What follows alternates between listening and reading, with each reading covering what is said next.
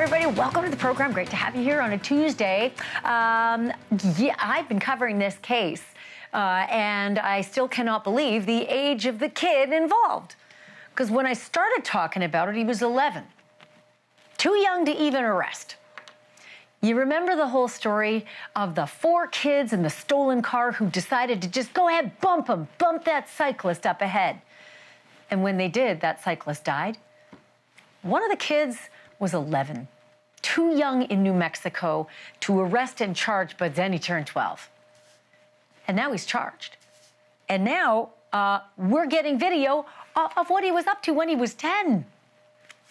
So if you got familiar with this video and your heart sank and your anger just went through the roof, the video I'm going to show you tonight is allegedly this kid just weeks before this incident that killed a man on his way to work. And when I say videos of things happening when he was 10 and 11, they are very adult crimes that he allegedly committed while he was probably not even in 5th grade. I'm going to show you all of that in just a few moments, and I've got the DA on tonight too, because I have so many questions about how to prosecute a kid this young, starting with, does he even understand the charges against him, which is the standard in court? You're not competent if you don't understand. And this kid's 12. All right, so that's coming up. And also, have you heard the one about the dentist in Colorado who allegedly tried to off his wife with 3 different poisons in her protein drink? That happened today.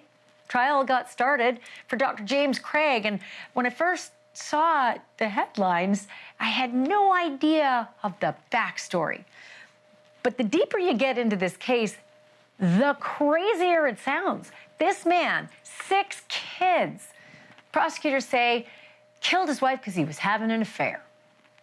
And then when things started to go sideways and the law was catching up with him, apparently tried to kill the law too, hiring contract killers to take out the cops. Okay, so I know it sounds crazy, but I've got the details because opening statements started, and the case they laid out against this guy is overwhelming. But wait till you hear his defense. And I will give you this little teaser. He had to have 3 different cracks at a defense because 3 different lawyers weren't up to the task for all sorts of different reasons. I'll give you the whole story in just a few moments. And then when I first talked about Annabelle on this show, I wasn't a believer. I mean, a Raggedy Ann doll out there causing mayhem in the community, like the movie The Conjuring suggests? Yes, Annabelle the doll, adorable little Raggedy Ann. I had a Raggedy Ann. Legend has it she's evil and she's a demon and caused all sorts of crimes and problems wherever she's on tour. I went along with it. You know, I love legends. I love stories like that. You know, wink, wink. But suddenly the handler who was traveling with her has turned up dead, mysteriously, in the hotel room with the doll. So now what?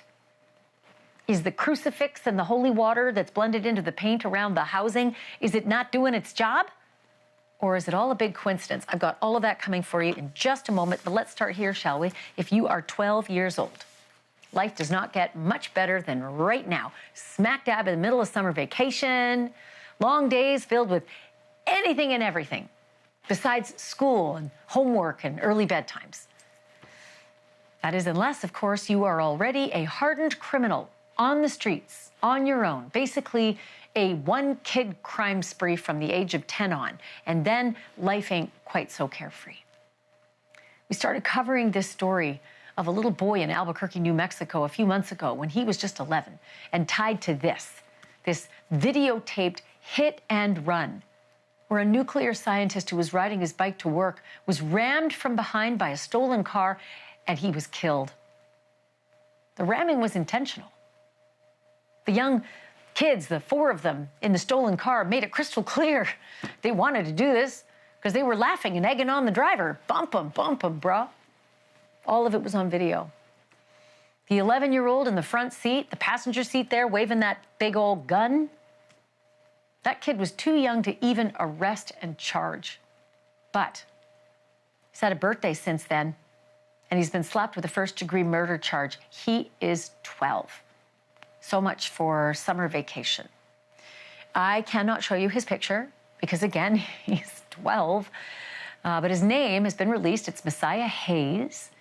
And tonight we have a new piece of video of Messiah Hayes, allegedly in action just before that deadly bicycle ramming. This is video of a smash and grab, a robbery at an Albuquerque liquor store.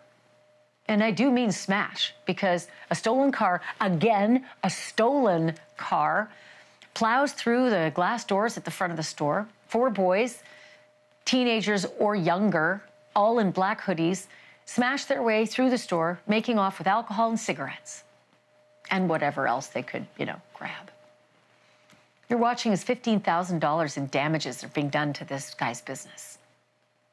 This was May 17th of last year. And just 12 days later, yes, Messiah Hayes would allegedly jump into yet another stolen car with a group of young boys and commit a crime that would land him in the big leagues, the biggest of leagues. You've seen the video before, the heartless cruelty as the 4 kids intentionally ram the cyclist and laugh. We do not know at this point whether it's the same group of kids who carried out the smash and grab. But police do say this. Messiah, who was just then 11 years old, just having turned 11, was definitely in on both of these crimes, they say. 63-year-old Scott Habermal, on the bicycle, died at the scene of that ramming. And one by one, his alleged killers were ID'd, tracked down, and arrested. The 4th one, just weeks ago, a full year after the murder. The driver of the car, age 13, pleaded guilty to second-degree murder, and he got the maximum sentence, confinement till the age of 21. And Messiah? What do you do with a murder suspect who's too young for a PG-13 movie? Who even before the killing and the smash and grab was wanted for break-ins at an elementary school, and not 1 but 2 gun crimes where he allegedly shot and wounded someone, missed the other guy. In some of those crimes, Messiah is believed to have been as young as 10. And get this, after he was brought in at age 11, Albuquerque police said the city's crime rate in his neighborhood went down because this boy was off the streets. That's what they reported on this show live. Still, officials there admitted that just today, their juvenile crime problem, in their words, is out of control. Stop forgetting the victims. Every time we have a case, no matter what agency it is from, we hear about the offender and how they're a juvenile and they have a horrible situation. I agree with you. But you also forget the horrible situation that juvenile put that victim's family in, and that they deal with that for the rest of their life by losing a loved one. Juvenile crime is absolutely out of control in New Mexico. It's got to be fixed. If a kid walks up to a stove and touches it and burns their finger, they learn not to touch it again. It's a very basic scenario. If you've got 2 of your kids fighting at the dinner table at a restaurant, you separate them. These are basic common sense things that we shouldn't just throw it out when it comes to the most violent juveniles and say, no consequences, you just need more hugs. It's not about needing more hugs, it's about having a consequence and learning something. That was a clearly frustrated Sam Bregman, the district attorney for Bernalillo County. And Mr. Bregman is kind enough to join me again live on this program. It's good to have you back, sir. Thanks for doing this. I was waiting for this arrest. I know you were. But I keep thinking, can you get a conviction with a kid this young? Well, listen, it is so sad in so many ways that we're even talking about the fact that a 12-year-old has been charged with first-degree murder. Charges first-degree murder, the lesser included of second-degree murder, conspiracy to commit murder, unlawful possession of a handgun under the age of 19. And we know that this individual's connected to at least 3 other incidents, some of which you referred to tonight already. But it is really sad. And, you know, when he is accused and the allegations are, and he's not found guilty yet of anything, and he's presumed innocent unless and until he is found guilty. But he is presumed innocent, and the allegations are that when he was 11 years old, he was in that car participating in killing that person. And it's just unbelievable at so many different levels. And I will tell you, it's a juvenile justice system right now that is really in shambles in New Mexico. And we have to do something about it. And that's what today's news conference earlier was about. Do you expect a battle? And I'll suggest 2 fronts. Number 1, competency, which for anybody who walks into a court of law, it means you understand the charges against you and you can help in your defense. I don't know if a kid that age can. Do you expect a challenge on that front? And do you expect a challenge on the front that he's being charged as a 12-year-old with a crime that was committed allegedly when he was 11? Well, competency's already been raised. I expect 3 to 4 months we'll get back a competency report.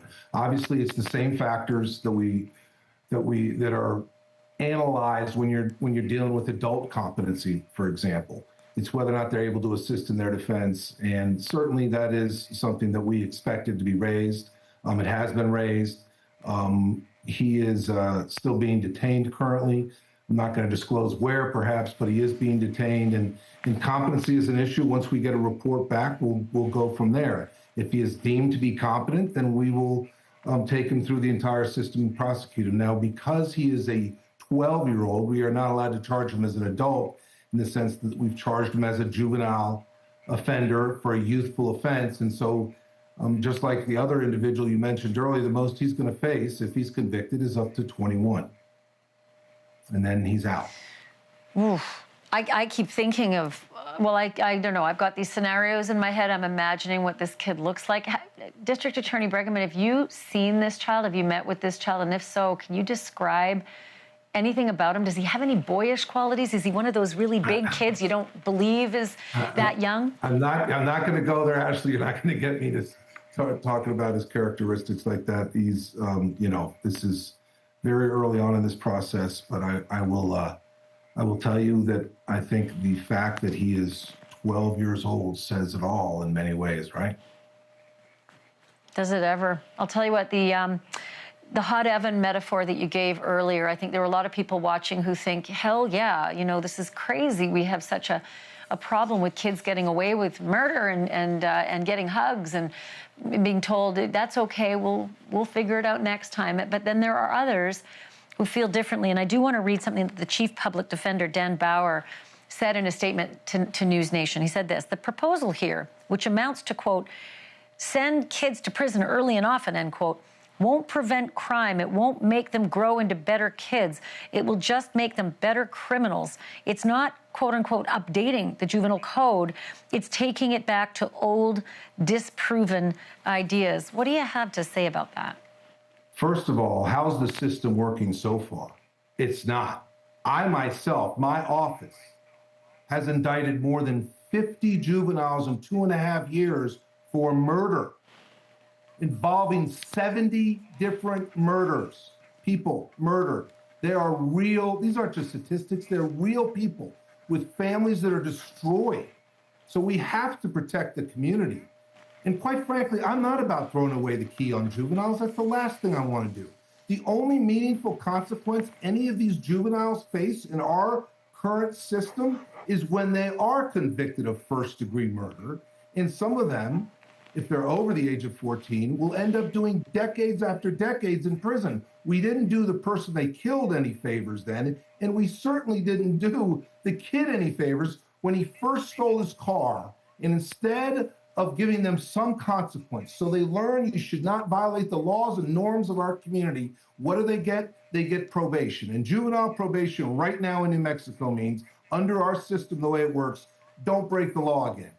You can steal 4 cars in Albuquerque this month, and there'll be no consequences. You won't even get booked into the D home unless you have a gun on you. Right now, the detention center has 75 beds for juveniles. Every single one of them is full. So I would respectfully suggest to my colleagues, and certainly those in the public defender's office who do good work every day, I would respectfully suggest, how's it going? How's all that data for the last 10 years been working? We have a juvenile criminal problem in this entire country, and New Mexico needs to do something about updating our criminal code. The last thought on that, our juvenile code has not even been updated since before the iPhone was invented. There's a lot of stuff that's changed since then, especially on the streets of Albuquerque, New Mexico. Well, I'll tell you what's changed. That statistic made me do a spit take. 50 juveniles charged with murder in just your jurisdiction in the last 2.5 years. I almost can't believe my ears. And I think of those beds being full. What are you going to do? I mean, I wonder about Messiah Hayes. Is a plea deal on the table? Because the other kid in the car, Jonathan Overbay, 13 years old, he was the driver. He pleaded guilty to second degree, and he'll be out at 21. Is a plea deal on the table for Messiah Hayes, do you think?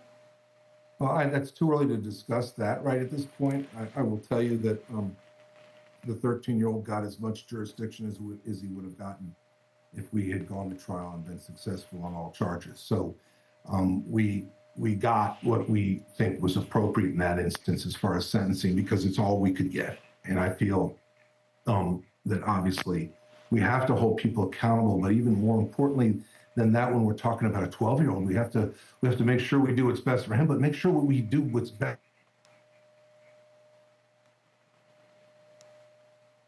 The allegations against this very young boy on out there, we have to protect our community. We can't continue to allow it to take place. And I'm not talking about turning more kids into more criminals. I'm talking about doing the exact opposite, of really changing our juvenile code so that we build in some consequences, some graduated consequences, so kids don't end up facing the first consequence when they're being charged with murder. District Attorney Sam Bregman, I'm so appreciative that you came on tonight to talk about the story. We're going to continue to follow it. I hope you'll come on and be a guest again. Of course. Thank you. My great thanks to the District Attorney. And I just want to mention also, if you're watching and you're just so angry, there are many reasons why you should be angry.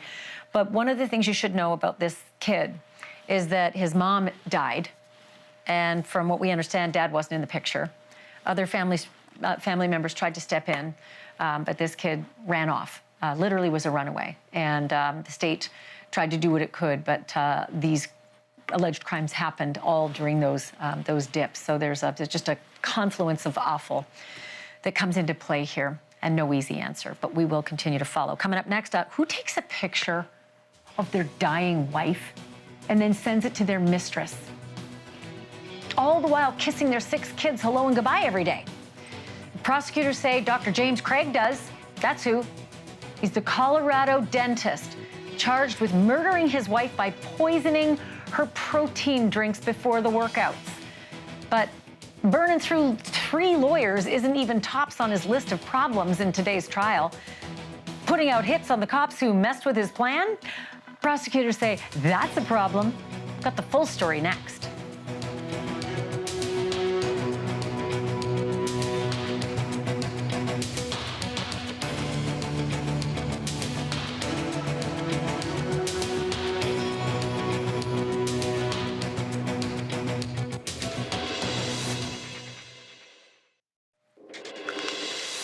If you ever find yourself in the hospital with mysterious symptoms and your doctors are flummoxed, just remember that the odds are extremely low that you are being poisoned by your spouse or your significant other.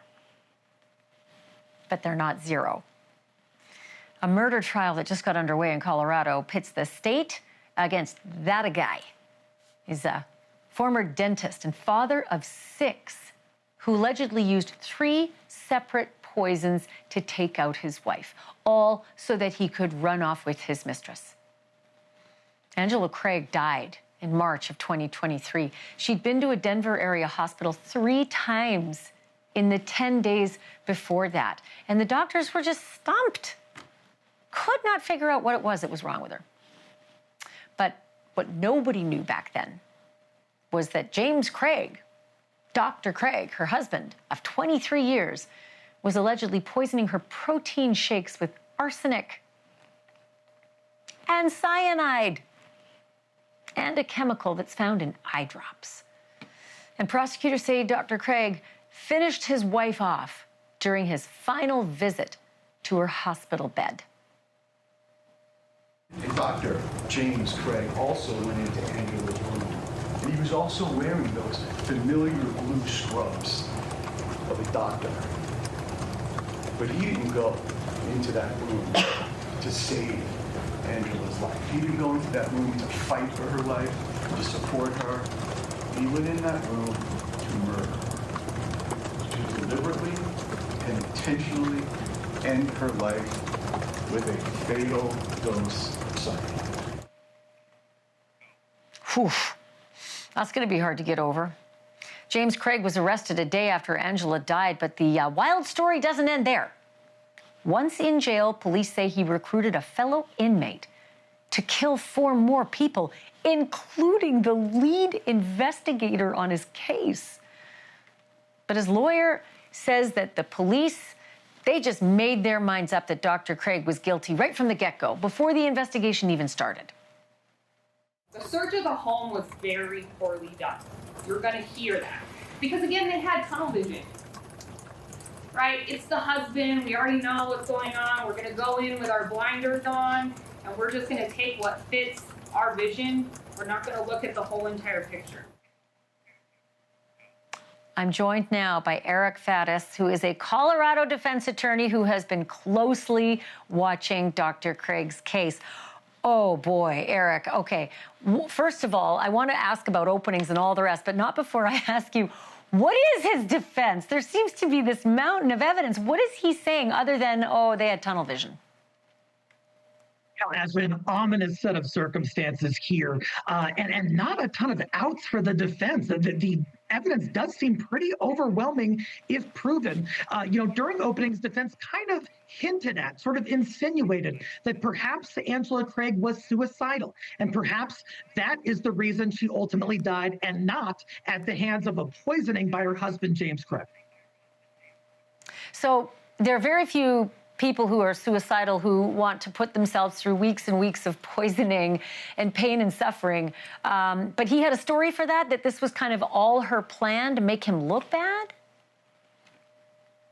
That was a piece of it. He also apparently disclosed that she was taking opioids and perhaps had overdosed on opioids in the past, that she had had suicidal ideation in the past, that this had been kind of a pattern for her. Now, that has not been proven in court, but these are the statements of the accused when he was interviewed. Okay. So, Eric, I still can't get over the fact that this family is a family of 8. There are 6 kids. They're Mormon. They're living this life that looks so perfect. Those pictures look like they were, for the cover of People magazine, but not before the awfulness began. Where are the kids? How old are they, and are they backing Dad? So they are on the younger side. I don't have their exact ages. In fact, the court has issued an order that really prohibits media from disclosing the names of the children and other identifying characteristics. That being said, it's a bit unclear what side that they are going to be on. Now, the prosecutor at the end of the day today mentioned that there will be a service dog present in court sometime soon. And that usually signals that there will be a child who will be up on the stand testifying. We're in the prosecution's case in chief. And so that could mean that that one or more of the children may testify against their dad. Well, I have a feeling that's the case because, as I understand it, and correct me if I'm wrong, they already told the police, no, Mom was not suicidal. So that would tell you something. But you never know, right? With kids, you just never know. So the other question I have is this whole business of this guy has been spinning through lawyers. What happened with lawyer number 1? What happened with lawyer number 2 so that we've ended up on, round 3?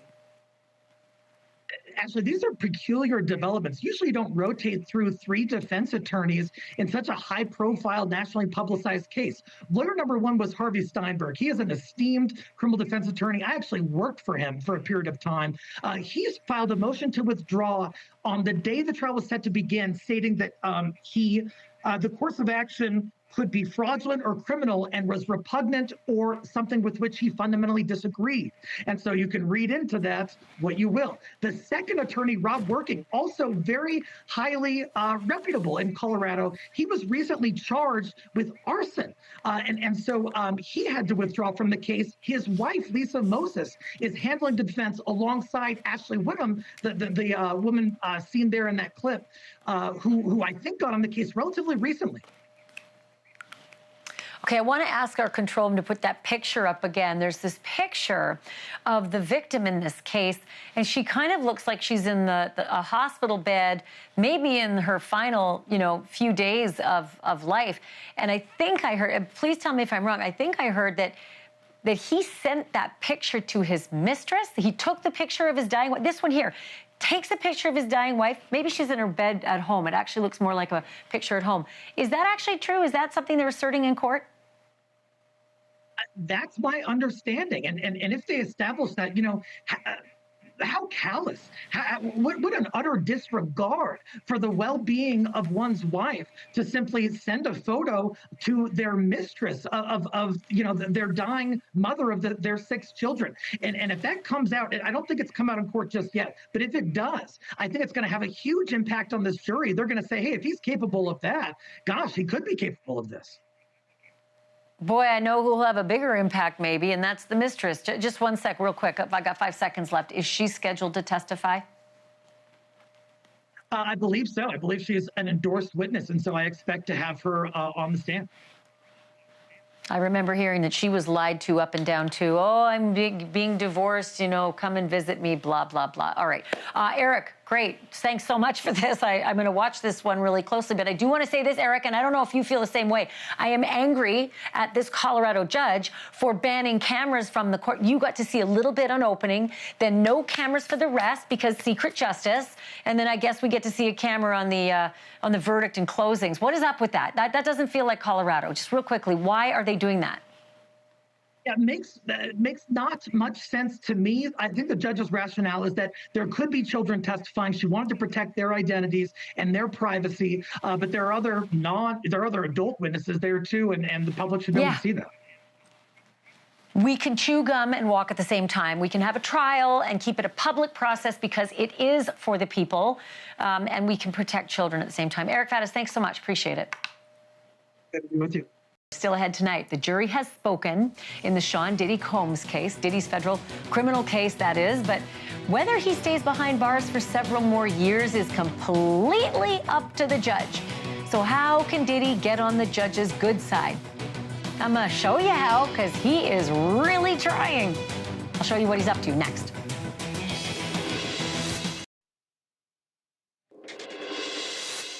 If Sean Combs has his way, the Diddy, who stands before the federal judge in October for sentencing, will not be the Diddy that the judge and the jury saw in that horrible hotel beating video. It also won't be the Diddy described by witnesses Cassie and Jane, along with former employees and investigators and prosecutors. And that's because TMZ is reporting that Diddy has been on a self-improvement kick inside the Brooklyn lockup. Voluntarily, he is undergoing rehab on 2 separate fronts. Reportedly, he's joined what's called the STOP program, aimed at preventing sexual assault and domestic violence. He's also said to be in the long-term therapy for drug abuse. TMZ says the drug rehab started even before Diddy's arrest last September. As you know, Sean Combs was cleared of the big-ticket charges of racketeering and sex trafficking, but he could still get several, if not many, years in prison for 2 counts of transportation to engage in prostitution, a.k.a. violating the Mann Act. The government is pushing for a 5-year sentence, give or take, while the defense wants just 2 at most, which raises the question, is Diddy really a changed man? Or is he just trying to change the numbers, as in numbers of years behind bars? And will the judge be able to tell the difference? The answer to the first question won't be known for years, but the answer to the second will be pretty clear in 2.5 months from now, on October 3rd, when Judge Aaron Subramanian brings down the gavel at sentencing. So mark your calendar. All right, now here's a question for you. Has the demon doll finally killed somebody in real life? Back in May, the internet had a gay old time linking a horror movie doll named Annabelle to that New Orleans jailbreak and a devastating fire close by. Most people just laughed it all off, but now Annabelle's traveling companion has died. Suddenly, mysteriously, and ominously. Another coincidence? We'll investigate next.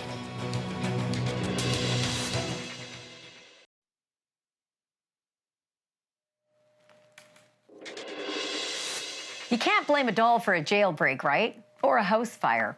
Those are, of course, rhetorical questions, but they came up back in the spring, and we talked about them on this show when a supposedly possessed doll named Annabelle was on tour in Louisiana around the time of that mass jail escape and a plantation fire, which, for the record, she had nothing to do with. She's a doll, for God's sake. But she's not just any doll. Annabelle was the inspiration for the movie The Conjuring, which is, in fact, the most successful horror movie franchise in history. According to legend, she moves on her own, she leaves notes for people, and worse. And now some wonder whether she has committed her foulest act on record. On Sunday, a paranormal investigator named Dan Rivera died unexplainedly and unexpectedly while touring Pennsylvania with, you guessed it, Annabelle. He was 54 years old, and he had designed and built the special crate that reportedly keeps Annabelle's demonic tendencies in check. It is covered in crosses. It is painted with a concoction of holy water and paint. So where is Annabelle tonight? Reportedly, she's back at the Connecticut Museum that she calls home, but she does have another tour date coming up, October 4th, in Rock Island, Illinois, and we'll be watching from a safe distance. Almost next.